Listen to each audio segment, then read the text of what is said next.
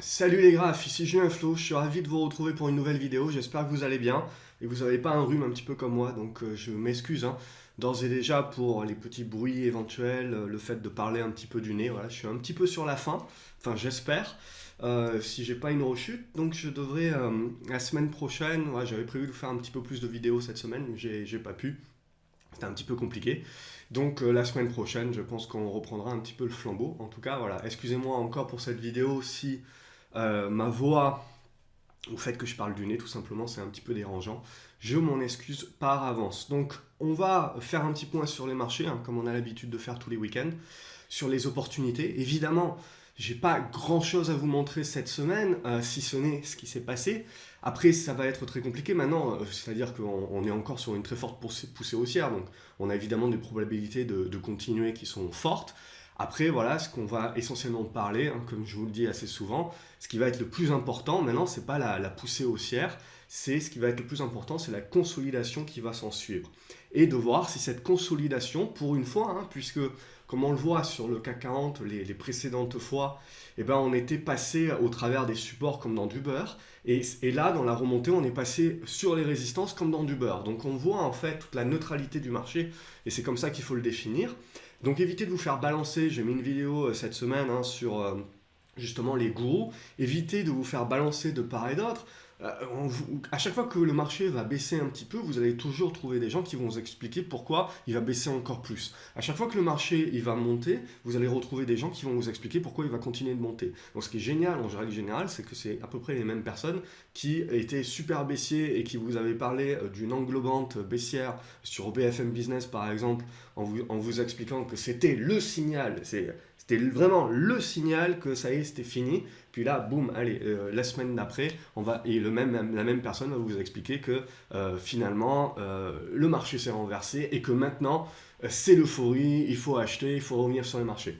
Bon, moi, j'aime bien tout le temps temporiser les choses, vous connaissez depuis le temps maintenant. Donc, je vous dis souvent, en règle générale, et ce que je vous disais les semaines passées, il ne faut pas broyer du noir, il ne faut pas jeter le bébé avec l'eau du bain, parce que on a quand même des sacrés dossiers qui sont en train de revenir sur des niveaux de valorisation très intéressants, et parce que, pour moi, le secteur bancaire détenait la clé, et ce secteur bancaire en santé depuis quelques semaines, voilà, qui rebondissait, et qui donc il apportait une certaine force.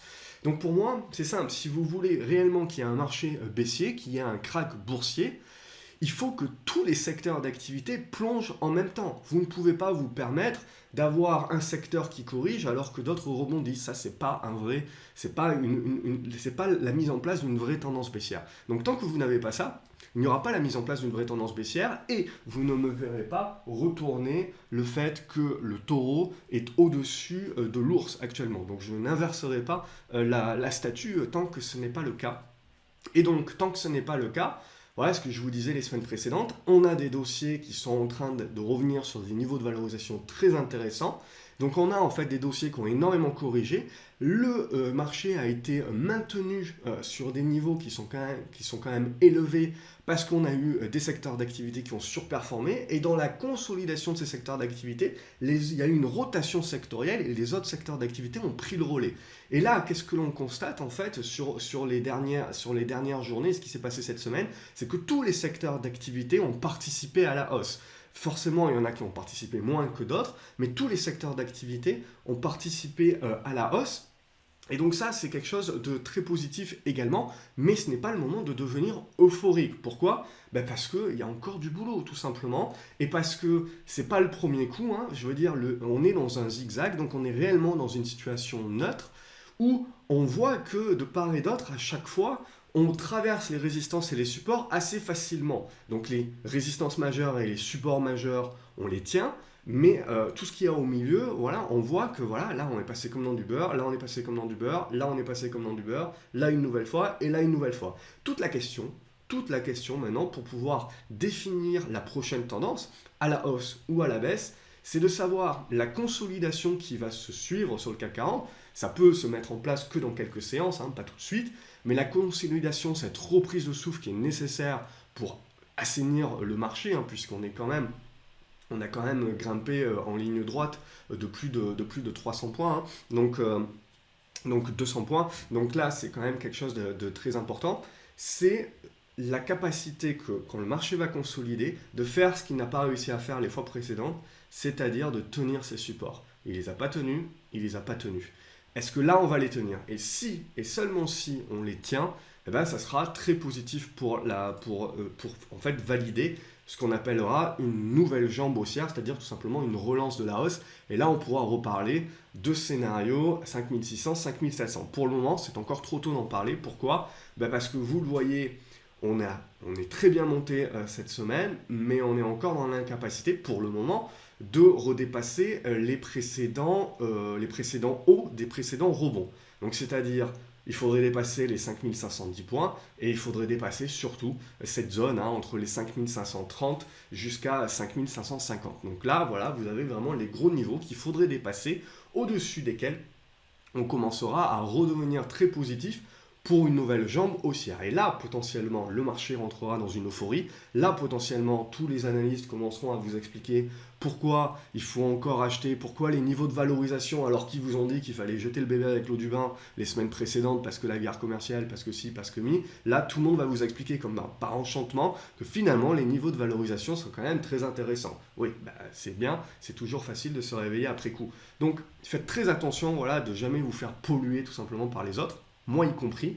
Voilà, suivez vos propres convictions, faites vos analyses, regardez les analyses des autres personnes à droite à gauche, mais toujours réintégrer ces analyses-là dans votre propre analyse. Et c'est et c'est derrière sur votre analyse que vous prenez vos décisions. Parce que sinon, vous êtes complètement dépendant et c'est pas possible en fait d'investir de cette manière-là. Vous serez toujours en fait le jouet des conseillers et on le répète assez souvent, les conseillers ne sont pas les payeurs. Je referme cette parenthèse-là. Si vous appréciez mes vidéos, n'hésitez pas à me supporter, mettez un pouce en l'air, abonnez-vous à la chaîne YouTube. Et puis également, dans la description de la vidéo, vous avez tout un tas de liens si vous voulez aller plus loin, donc vers tout un tas d'articles. Allez, donc au niveau du CAC 40, comme je vous l'ai dit, on a une belle hausse. Toute la question va être de savoir est-ce qu'on sera capable de tenir les supports. Donc si on devait avoir un marché qui souffle, eh ben, on a les niveaux des 5430, on a les niveaux des 5410 également, et puis bien évidemment la plaque tournante à 5390. Tant qu'on est au-dessus là-dessus, on est tout simplement haussier. Pour les personnes qui se posent la question là, des gros volumes, c'était une journée des 4 sorcières aujourd'hui, donc c'est pas nécessairement comme je peux le lire vendeur ou acheteur, c'est juste en fait que vous avez tout un tas de contrats qui arrivent à leur terme le même jour, donc vous avez énormément de positions qui doivent se déboucler. Donc du coup, vous avez énormément de volume. Donc du coup, sur notre CAC 40, voilà, toute la question, là, éventuellement, on peut aller chercher beaucoup plus haut. Toute la question est de savoir si on va réussir à dépasser les anciens plus hauts des précédents rebonds. Et ça nous indiquera quand même des choses assez intéressantes pour la suite des opérations. Donc pour le moment, on n'a pas plus que ça, on a eu un très beau rebond, ça fait bien sûr du bien au moral, ça fait du bien au portefeuille, surtout quand on avait la conviction que la guerre commerciale de Trump, c'était un petit peu du cinéma quand même. Et malheureusement, c'est toujours pareil, on a beau avoir ces convictions, personnellement, même avec ce rebond-là, en fait, ça m'aura coûté de l'argent d'avoir ce type de conviction. Donc après, tant mieux, parce que pas mal de monde a pu en profiter de mon côté optimiste, donc tant mieux. Moi personnellement, voilà, tout ce que je fais, c'est récupérer un petit peu les pertes que j'avais prises derrière. Mais c'est déjà ça, c'est déjà bien. Mais ça renforce le fait, aussi une autre vidéo que je vous ai faite cette semaine, c'est l'importance du timing. Et sans le timing, vous pouvez avoir raison, mais ça vous coûtera de l'argent. Donc là, c'était l'exemple type. Et quand je vous ferai le bilan de mes résultats de trading, c'est clair et net qu'on en reparlera et que ça sera très certainement ce bilan-là que je donnerai de mon mois, même si potentiellement j'arrive à retourner un petit peu la perf, mais ça sera beaucoup d'efforts pour pas grand-chose au final. Au niveau du Nasdaq, là c'est toujours pareil, on est haussier, je veux dire, il n'y a pas, si j'y ai droit. Alors, on voit que tant qu'on tient cet oblique-là, je vous avais parlé des 7400 points, on les a tenus la semaine. Alors c'est très intéressant puisqu'on voit que les marchés européens ont quand même surperformé les marchés américains, c'est assez rare pour le souligner. Mais bon, clairement, on voit également qu'il y a eu un rapatriement des dollars. Donc tout s'est réinvesti sur les marchés américains. Et là, comme je vous l'ai dit la semaine dernière, quand on a fait l'analyse euro-dollar, on était quand même positif sur l'euro-dollar. Il y a eu un break cette semaine. Et donc, du coup, le fait que le dollar rebaisse un petit peu, eh ben, on a une partie de cet argent qui va du coup se réinvestir.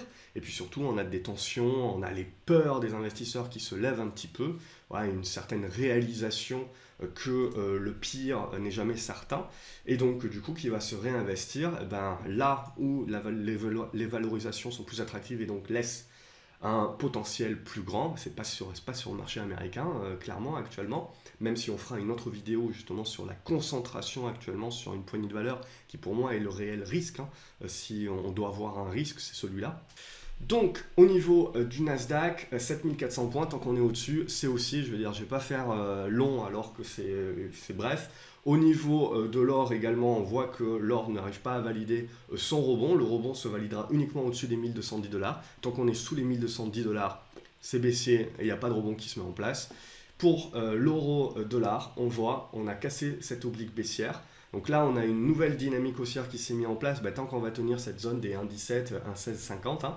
Et derrière, ce qui va être intéressant, c'est en termes de potentiel, ça ne va pas non plus être fameux. Hein. Donc, c'est pas énorme, mais on a voilà, ce potentiel sur les 1,18,8 et éventuellement les 1,18,30. Donc là, ça devrait commencer à bloquer. On a une autre oblique baissière ici. Mais en gros, ça va calmer un petit peu le jeu parce que le zigzag entre l'euro-dollar va être un petit peu moins volatile ces prochaines séances. Par contre, derrière, on aura un squeeze, une congestion qui sera très intéressante, on le voit, entre cette zone des 1,17 et puis cette zone des 1,19 si on voit un petit peu plus large. Et de la sortie en fait de cette zone-là, eh ben, on aura la suite. Si on sort par le bas, eh ben, là à nouveau, les marchés émergents vont commencer à boire la soupe. Les liquidités vont à nouveau se désinvestir et revenir sur les US. Par contre, si on arrive à casser par le haut, eh ben, potentiellement on aura une reprise haussière long terme de l'euro-dollar. On n'y est pas encore pour le moment, donc on ne va pas en parler outre mesure, mais en gros pour le moment, donc en fait on est revenu dans une situation neutre, hein, moyen terme, moyen long terme, on est typiquement dans une situation neutre. Donc ça va calmer un petit peu le jeu de tout ce qu'on peut entendre sur la hausse ininterrompue du dollar ou au contraire le crack du dollar. Je veux dire, l'avantage c'est qu'on a largement vu toutes ces valeurs-là, donc je ne vais pas y passer beaucoup de temps. Et en gros, on va juste commenter ce qui s'est passé sur cette semaine et ce que vous allez surtout entendre, c'est que je vais vous dire maintenant il faut attendre la consolidation. Et c'est la consolidation qui va nous permettre de savoir est-ce qu'on met des billes pour jouer un rebond et une relance haussière beaucoup plus durable ou au contraire c'était un énième rebond mais à nouveau on n'arrive pas à tenir les supports, donc halt. Petite méfiance, on récupère des liquidités et on attend la suite. Donc toute la question va être là. Donc Abivax, là c'est spécu, hein, on est d'accord. Donc on est en train de jouer avec les supports, éventuellement on ira refermer le gap, hein, 6,80. Mais en gros, tant qu'on tient cette zone-là, on croit toujours au scénario de cassure de ces 7,80€ et donc de spécu haussière. On n'y est pas encore, il y a des résultats qui doivent arriver. Hein. Adosia, pareil, hein, sur cassure des 17,40€, 17,50€ et puis validation au-dessus des 18,30€. C'est là où ça va vous intéresser pour la suite des opérations. ALD, ma foi, c'est positif, au-dessus des 16,10€, hein, il n'y a pas grand-chose à dire là-dessus. Alstom également, vous avez une conso qui se met en place, mais c'est toujours très haussier, il y a un bon news flow actuellement. Donc vous avez voilà, une tendance qui est toujours très fortement haussière tant que vous allez tenir cette zone des 38,50 à 38,90. C'est toujours positif, là on a quand même des prises de profit, mais globalement, si vous avez une perspective moyen long terme, c'est toujours positif. Altran, donc j'ai fait un trade, j'ai pas vendu au plus haut, mais bon c'est assez compliqué quand vous avez des séances haussières comme ça assez fortement, hein, des très forts volumes.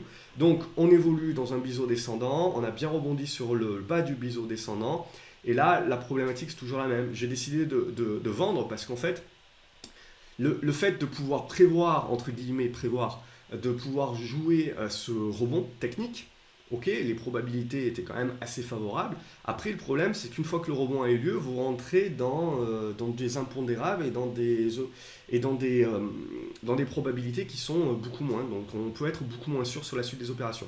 Là, ce qui m'intéresse éventuellement, c'est si on revient sur la zone des 7,30€, 7,35€. Si on les tient, on devrait construire quelque chose d'assez intéressant pour continuer à essayer de rebondir. Ah, le gros du boulot, il sera sur les 8,15€ à 8,30€ si on arrondit. Donc tant qu'on est en dessous, on est bien évidemment baissier, mais on est en mode rebond technique, ce genre de choses. pour le moment, donc il faudra attendre un petit peu la construction. Arcos, ça a terminé à 66 centimes 6. Alors ça, si c'est pas tout un symbole pour les personnes qui savent que j'apprécie beaucoup le numéro de la bête. Donc, outre ça, je vous l'aurais quand même montré parce qu'on est dans un biseau descendant. J'ai pris une position aujourd'hui, une petite, enfin une petite, tout est proportionnel bien évidemment par rapport à ma taille de portefeuille. Ce qui nous intéresse pour le moment, on est juste dans un rebond, donc on est en train de jouer entre les deux bornes. Il faudrait déborder cette zone des 70 cents, bien évidemment, et commencer à créer une accumulation. En gros, c'est pas encore gagné, c'est quelque chose qui demandera pas mal de construction, à mon avis, encore, à moins qu'il y ait une news, bien évidemment, mais j'ai joué l'aspect Q autour des valeurs qui sont liées au Bitcoin maintenant, et Arcos, comme ils ont pas mal retourné leur veste en disant maintenant qu'ils allaient construire pas mal de produits digitaux, mais liés aux crypto-monnaies, etc. Voilà, j'ai joué sur le fait qu'il allait y avoir une petite spécule là-dessus, parce que le Bitcoin aussi a bien tenu ses supports. On fera une vidéo sur les crypto-monnaies lundi, j'essaierai de vous faire ça. Athos, on en avait parlé la semaine dernière, on s'est dit pas grand-chose à mettre sous la dent, sauf si on repasse au-dessus des 101 euros. On est repassé au-dessus des 101 euros. Voilà, j'ai quelques personnes qui m'ont écrit pour me remercier parce qu'ils ont pris la position à ce moment-là. Et donc voilà, ça fait 6-7%, je veux dire, il faut pas les bouder. On est dans un marché qui est assez compliqué, qui en plus vous êtes toujours dans une tendance baissière, donc il faut être dans une mentalité de prendre ce qu'il y a à prendre, il ne faut pas hésiter. Même si vous ne vendez pas au plus haut, c'est pas bien grave. Si je devais compter toutes les positions que j'ai pas vendues au plus haut, j'en serais pas rendu. Donc c'est pas ça l'important. L'important c'est mettre le plan en place, respecter le plan, et c'est ça qui vous permet de durer à long terme. Aviation Latécoère, j'ai hésité à solder ma position entre hier et aujourd'hui parce que je voyais bien qu'on a du mal. Donc vous voyez, on rebondit ici, tac, on baisse. On rebondit ici, tac, on baisse. On rebondit ici, tac, on baisse. Donc on fait en fait des rebonds qui sont de plus en plus bas. Donc bien évidemment, le vrai signal d'achat, il va venir de la cassure à la hausse. On l'a pas encore. Donc pour le moment, ça gravite, ça construit, ça risque de mettre assez longtemps. Donc comme c'était plutôt une position court terme, j'aime pas trop immobiliser mon capital trop longtemps, surtout que le carnet d'ordre est un peu creux quand même. Donc voilà, j'hésite encore potentiellement sur un nouveau rebond, et si on n'arrive pas à dépasser la zone des 4,10 €, je pense que je larguerai histoire de dégager quelques liquidités. Bon duel, ça c'est plus pour du moyen long terme. Voilà, j'avais dit qu'on revenait sur une zone assez intéressante. Donc on a bien rebondi aujourd'hui, il n'y a pas de signal particulier, mais c'est plutôt juste pour la garder sous le coude et continuer à l'observer. B-Post également, on a eu un bon rebond, on a une bonne relance ici qui se met en place. J'ai vendu, j'ai pris mes profits juste voilà, en attente pour récupérer des liquidités. La tendance est toujours bonne, c'est pas parce que je vends que c'est mauvais et qu'il faut que vous vendiez aussi. J'ai mes raisons pour vendre, très souvent c'est en règle générale, voilà, pour récupérer des liquidités, pour redevenir un petit peu plus réactif et à la limite sur consolidation, reprendre cette position parce que je peux me le permettre, parce que je suis réactif, parce que je suis devant les écrans en cours de journée. Potentiellement c'est pas votre cas. Donc voilà, il faut toujours réintégrer, comme je vous le dis, tout ce que vous pouvez lire, tous les conseils, X, Y, Z, tout ce que je peux faire ou pas faire. D'ailleurs, je vous déconseille de me suivre juste pour me suivre. C'est important de comprendre les choix par rapport à votre profil. C'est ça le plus important. Sinon vous ne progressez pas, vous n'apprenez rien juste en faisant du copiage. Donc pour moi, le niveau des 14 €, c'est le niveau support dorénavant, au-dessus duquel on reste positif. On peut éventuellement continuer à s'ouvrir la voie. Ouais, donc cette zone ici des 14,80 €, 14,90 €, on verra. Carrefour également, ça a bien rebondi, ça a consolidé ces derniers jours. Bon, c'est normal, après une belle hausse, donc ça devrait continuer de consolider et de construire.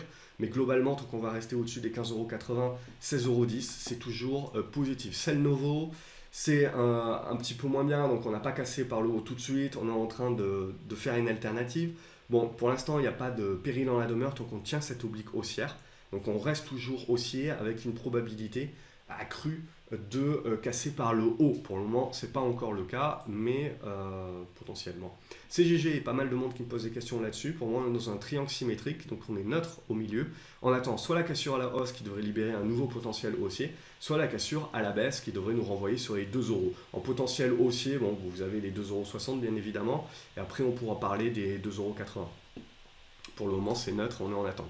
Claranova également, donc on était dans ce biseau descendant, on l'a cassé à la hausse. Moi, j'ai pas été servi, mais ça arrive. Là aussi, si je devais compter le nombre de fois où j'ai pas été servi, ça, il y aurait de quoi déprimer. Mais voilà, c'est pas ça le plus important. Donc là, on est revenu sur un niveau de résistance, les 1,5, 1,6, vous le voyez. Deuxième niveau de résistance, il est sur le niveau des 1,12. Ouais, c'est plutôt, moi, l'objectif que j'aurais. ça serait ce niveau des 1,12 pour le moment. Voilà. Ce qui est très intéressant, c'est que les pics acheteurs sont accompagnés de beaucoup de volume. Les consolidations intermédiaires, vous voyez, les volumes baissent. Donc là, c'est toujours intéressant. Donc pour moi, je serais plutôt, alors je ne suis pas en position, mais je serais plutôt, si j'étais en position, tenter de conserver la valeur et de viser plutôt le niveau des 1,12 pour commencer à prendre des profits. Crédit Agricole, bien évidemment par rapport à votre horizon de placement, hein, c'est toujours pareil. Si on sort une recommandation de dire faire ce qu'il faut faire ou ce qu'il ne faut pas faire, si on ne l'aligne pas à un horizon de placement, ça ne vaut rien, on est d'accord. Donc Crédit Agricole, on a bien vu hein, le retournement des valeurs bancaires, donc ça s'est fait financière, on a AXA également. Donc vous avez tac, la première hausse, la consolidation, on consolide sous l'oblique baissière, on la pète à la hausse. Et donc là, vous avez une zone hein, donc on a plus ou moins atteint aujourd'hui hein, les 13,20 €, 13,30 €. Ouais, ça sera un petit peu compliqué.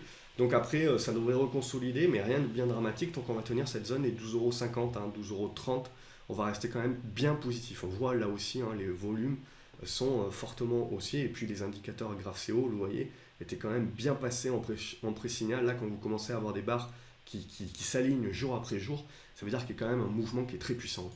Des Richebourg, également une que j'ai vendue trop tôt cette semaine, mais l'essentiel c'est de voir que le titre a été capable de casser cette oblique baissière, ce qui n'était absolument pas sûr encore hier. Donc là aujourd'hui on a bien validé ça. Donc là la construction maintenant va devenir très intéressante sur des Richebourg pour jouer un rebond un petit peu plus durable. C'est ce qu'on va observer cette semaine. Equinox également, donc on était bien sorti là, on consolide, on reste positif. Le gros bloc à passer, hein, c'est ce niveau des 3,50 €, 3,55 €. Euraseo également, on est en train de sortir par le haut, alors il faudra potentiellement ajuster l'oblique. Ce qui est important de savoir, voilà, c'est qu'au-dessus des 65 €, on est redevenu positif. C'est quelque chose qui demandera certainement une consolidation et de la construction dans cette zone-là, avant de repartir par le haut. Il faut voir hein, si le marché décide de passer euphorique derrière, tout de suite, hein, on peut évidemment continuer en ligne droite, mais une construction serait quand même beaucoup plus sain pour la suite des opérations. Là aussi, c'est un très bon dossier hein, pour un portefeuille moyen-long terme. D'ailleurs, j'en dispose hein, sur du moyen-long terme. D'ailleurs, hein, tous les titres là, qui ne sont pas forcément des recommandations, etc. Donc je parle surtout des titres comme ça. Ce qui est important de savoir, c'est que je suis sur certains titres en position personnellement ou pas en position. Donc je publie hein, mon portefeuille sous le nom de Watchlist sur le site GraphCO. Donc vous pouvez voir à tout moment quels sont les titres que j'ai en portefeuille ou pas. Hein. Et donc c'est sûr et certain qu'il y a certains de mes commentaires qui sont plus ou moins objectifs, même si j'essaye d'être le plus objectif possible quand je vous fais l'analyse et le soir comme ça à froid. Mais voilà, prenez ça en compte également. Hein. Ma parole n'est pas d'évangile. Hein. Donc, tac. Là, qu'est-ce que c'est? EuropaCorp, donc c'est spécu, on est d'accord. Si ça sort par le haut, vous devriez avoir quelque chose d'assez intéressant qui tentera de refermer le gap. Certainement qu'il ne le refermera pas complètement. Mais il y a eu des volumes aujourd'hui. Pour l'instant, voilà, ça commence à graviter. Ça peut s'observer éventuellement pour un spéculateur pour jouer le départ haussier. Fnac, Darty, on en a parlé, qu'on revenait sur une zone de support assez intéressante. On a bien rebondi cette semaine. Ce qui nous intéressera, c'est la consolidation.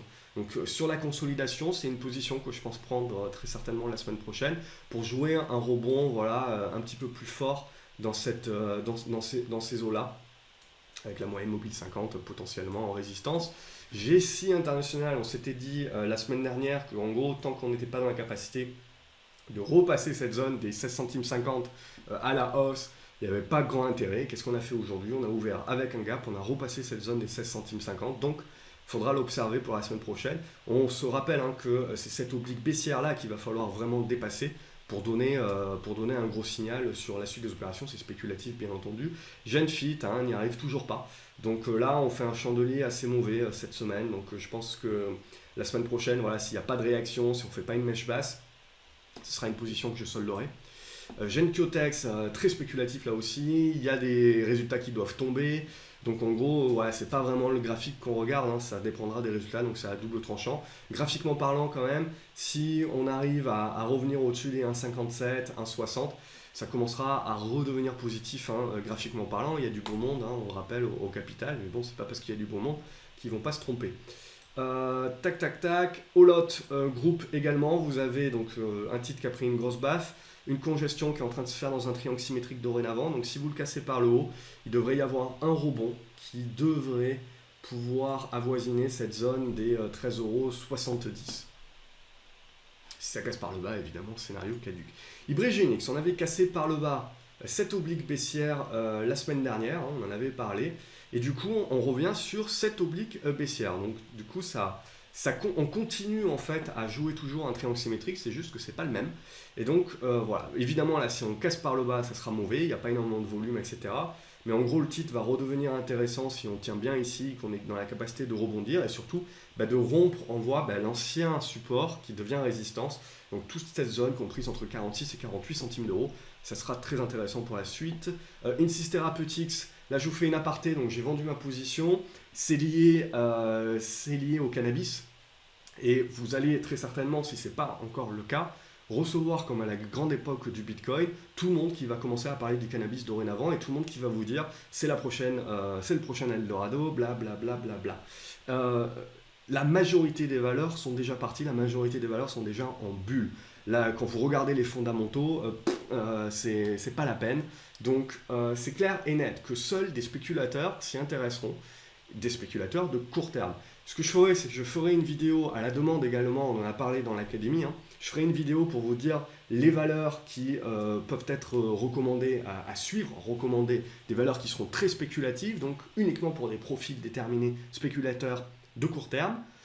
On pourra en parler, je vous ferai un petit topo sur le cannabis également, comme je vous en avais fait un il y a 6 mois, où je vous avais déjà parlé du marché, qu'il y allait avoir un engouement et un essor croissant du fait que petit à petit, on va vers une légalisation thérapeutique, hein, on est d'accord.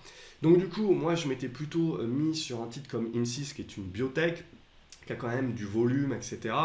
Donc un petit peu moins volatile, mais il y a d'autres valeurs qui ont littéralement explosé. Mais ça, il faut toujours ne pas voir que le bon côté des choses, c'est-à-dire ça a pris x2, x3, x4, ce que vous voulez, mais voir aussi le potentiel de risque et voir aussi la taille de position que vous mettez sur ce genre de titre-là. Donc je ferai un post, une vidéo plus directe là-dessus. Donc voilà. Après Insys, c'est toujours positif, mais vous voyez, j'avais pris une trop grosse position, donc j'ai préféré la solder. Donc vous voyez que émotionnellement, dès qu'on prend des tailles de position un petit peu trop importantes, voilà, on n'est pas capable, potentiellement, là, c'est une position qui se tient encore. En tout cas, tant qu'elle reste au-dessus des 8,80 $. Mais j'avais une trop grosse position, en plus, voilà, ça m'a fait du bien quand même par rapport à ma perf, par rapport à ce mois qui était vraiment pas terrible, que j'avais très très mal engagé. Donc c'était pour ça aussi que j'avais besoin de prendre ce qu'il y avait à prendre. Mais globalement, derrière, dès que vous avez beau être qui vous voulez, avec l'expérience que vous voulez, dès que vous avez une taille de position qui est trop importante, et sur une valeur volatile qui plus est, alors elle c'est la moins volatile entre guillemets de toutes les valeurs qui sont liées au biotech ou au cannabis, parce que là en plus on lie deux choses bien spéculatives. Et donc voilà, vous êtes, de toute façon, les émotions reviennent toujours au galop, donc c'est ça, il faut se défendre. Donc là, vous sentez en gros que les émotions reviennent au galop, que vous commencez à douter, etc. Bon, faut larguer la position, au moins la moitié, pour au moins vider le côté émotionnel, réduire la taille de position, et derrière voir la suite. Donc là, Insys Therapeutics, c'est toujours une valeur que je vais continuer de suivre, parce que comme je l'ai dit, au-dessus des 8,80 $ et des poussières, on reste sur un niveau assez intéressant. Si on le tient en support, ça sera ma confirmation. Donc je reprendrai une position, cette fois-ci une plus petite position, parce que j'aurai l'envie émotionnellement d'avoir la capacité de tenir mon plan, qui sera un plan un petit peu plus durable et potentiellement en hausse exponentielle.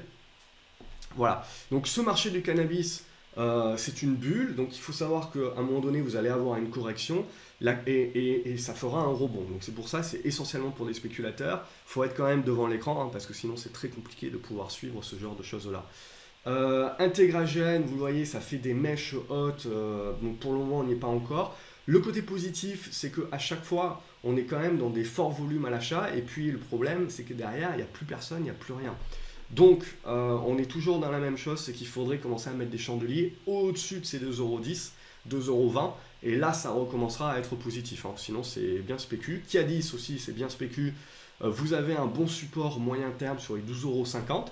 Donc, tant qu'on le tient, on reste haussier, on le voit. Là aussi, l'importance d'avoir une taille de position adaptée, je vous avais dit la semaine dernière, hein, de quand même sécuriser une partie de vos gains. C'était ça qui était important, hein, parce que, vous voyez, ça peut faire quand même le grand écart. LVMH, on voit, secteur du luxe remonte aussi, on est en train de revenir sur des niveaux de résistance. Voilà, on a bien matérialisé le niveau de support sur les 280 euros.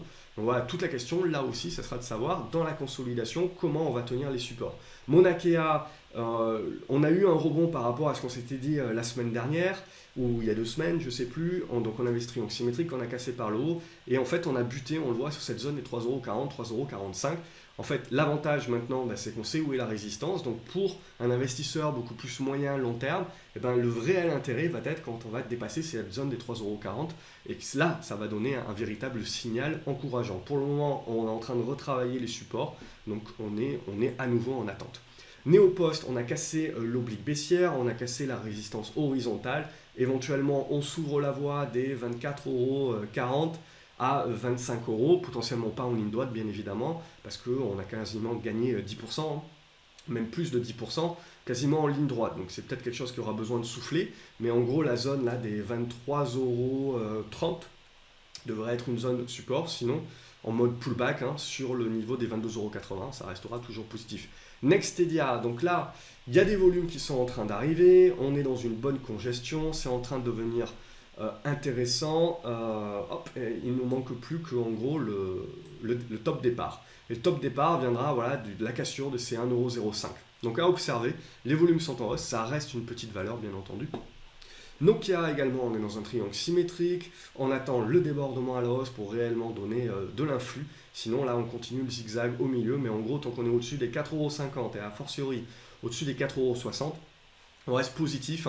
Ça fait partie pour moi des gros dossiers. Si vous voulez investir à long terme sur la 5G, potentiellement Nokia fait partie des valeurs que vous devez mettre dans votre portefeuille long terme. ONEO également, on avait parlé du breakout à la hausse de cette oblique baissière. On est en continuation haussière, donc je vous en montre quand même des exemples qui sont tout à fait positifs. En règle générale, on vous parle souvent des résistances horizontales.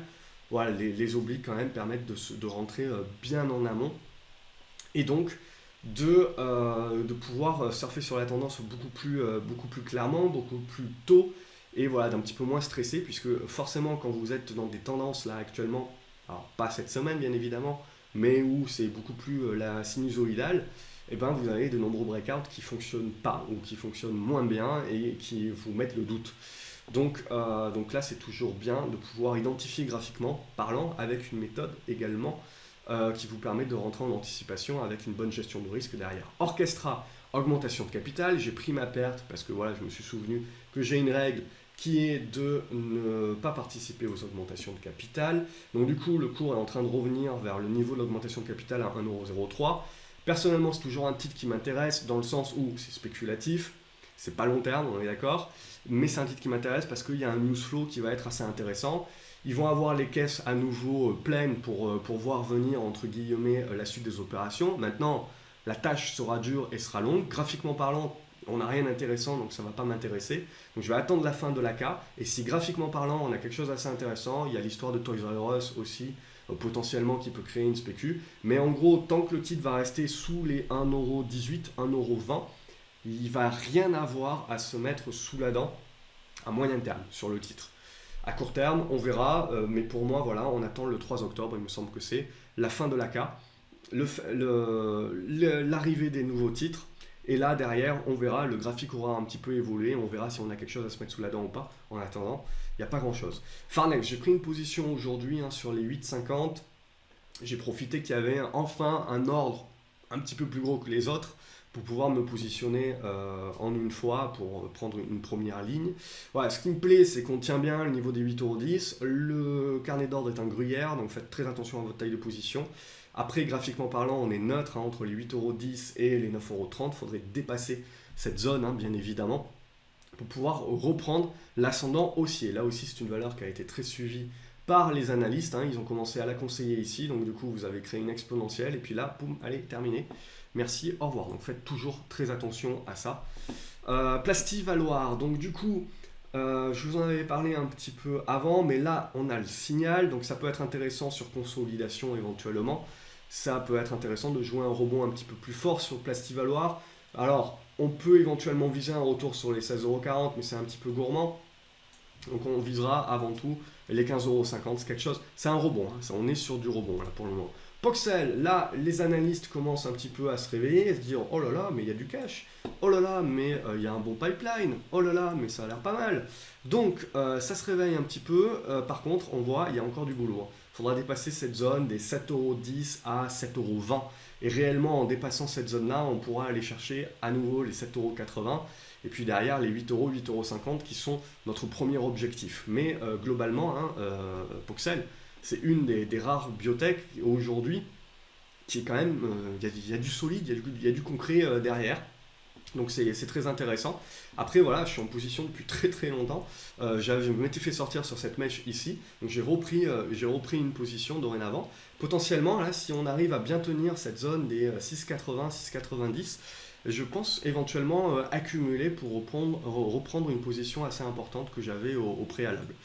Prodways, pour l'instant on n'y arrive pas, il faut dépasser cette zone des 4,50 €, c'est ça qui va être important. Quantum également, c'est spéculatif, on tient les 1,80 €, il faudra dépasser cette zone des 2,15 €, 2,40 €. Ah, c'est une large zone à dépasser pour créer une spécu. Rothschild, on est en train de revenir en mode support sur les 31,80, 32 €, ça reste haussier à long terme. Score, là également, on a atteint l'objectif pour moi, donc si vous voulez, c'est votre décision, mais si vous voulez sécuriser une partie de votre profit, je pense que ça peut être une bonne idée.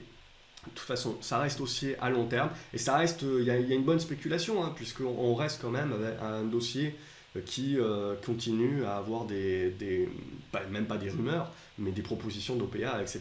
Donc voilà, ça peut rester bien spécu. Sensorion, on est toujours en attente d'une cassure des 3,10 €, 3,20 € là aussi. Ça sera très intéressant pour la suite des opérations si tel devait être le cas. C'est ça qui nous crée la spécu haussière. Pour le moment, on n'y est pas encore. On fait des tentatives, mais infructueuses jusqu'à maintenant. Donc, c'est un titre clairement qui a besoin d'une news. Solocal également, on continue de graviter. Pour moi, le vrai centre de polarité, il est là sur les 1,6, 1,8. Hein. Donc, tant que vous ne dépassez pas ce niveau-là à la hausse, on ne redevient pas clairement positif à moyen long terme. Donc là, on est en train de se chercher. Donc ça travaille. SPI, on en avait parlé la semaine dernière quand on était dans ces eaux-là. Donc on a continué le rebond. Clairement, hein, sur consolidation, retour sur la zone des 16,50 €. C'est un titre qui peut être intéressant à moyen long terme également. Donc à voir comment il consolide également. Technicolor, c'est bien spécu. Mais cette semaine, ça s'est plutôt bien comporté. On est revenu tester cette oblique baissière, vous le voyez. Donc du coup, la consolidation peut paraître assez intéressante. Donc au-dessus des 1,05 €, eh ben, on peut penser qu'au niveau des probabilités, on va casser par le haut. Et si on casse par le haut, on devrait avoir une spécu qui se met en place et qui devrait nous faire revenir sur la zone des 1,20 €. Évidemment, on recasse les 1,05 €, on remet à plus tard. Par contre, voilà, c'est quelque chose qui peut être bien spéculatif, on est d'accord, plutôt court terme. Donc attention à votre taille de position, mais pour moi, Technicolor, voilà, ça fait partie de ces dossiers-là qui peuvent être très suivis parce qu'il y a quand même du volume et il y a pas mal de vendeurs à découvert. Donc on peut avoir un short squeeze, sait-on jamais, sur une news. Maintenant, on n'est pas sur du moyen long terme, on est d'accord, hein, fondamentalement, c'est pas ça. Donc on est plus sur du rebond court terme. TF1, là également, on verra la consolidation. Ça pourra devenir intéressant à moyen long terme. Total Gabon, toujours pareil, débordement des 147 € qui deviendrait intéressant. Transgène, on n'y arrive pas pour le moment, donc toujours le dépassement des 3,30 € là aussi qui sera observé. Et Valeo, voilà, on a eu le gros rebond, donc on avait parlé de cette oblique baissière qu'on a cassé à la hausse, qui a déclenché le rebond. Maintenant, éventuellement, on peut aller chercher jusqu'aux 42,30 € et compagnie, mais en gros, l'idée c'est de voir la consolidation, jusqu'où la consolidation peut aller, et du coup la congestion que l'on va créer avant de reprendre une position pour un rebond potentiellement un petit peu plus durable.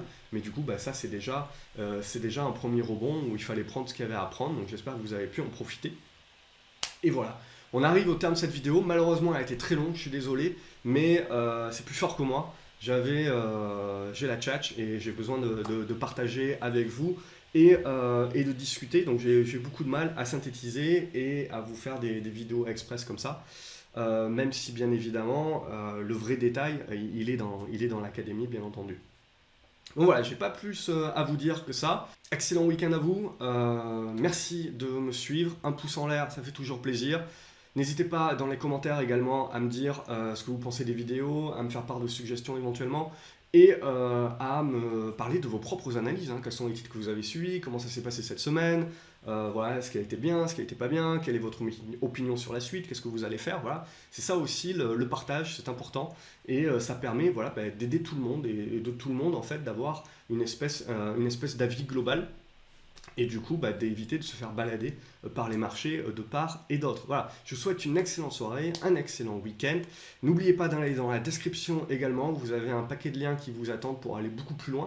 Et quant à moi, je vous dis donc à lundi sur graphecobourse.fr. Merci d'avoir suivi cette vidéo, à la prochaine les graphes.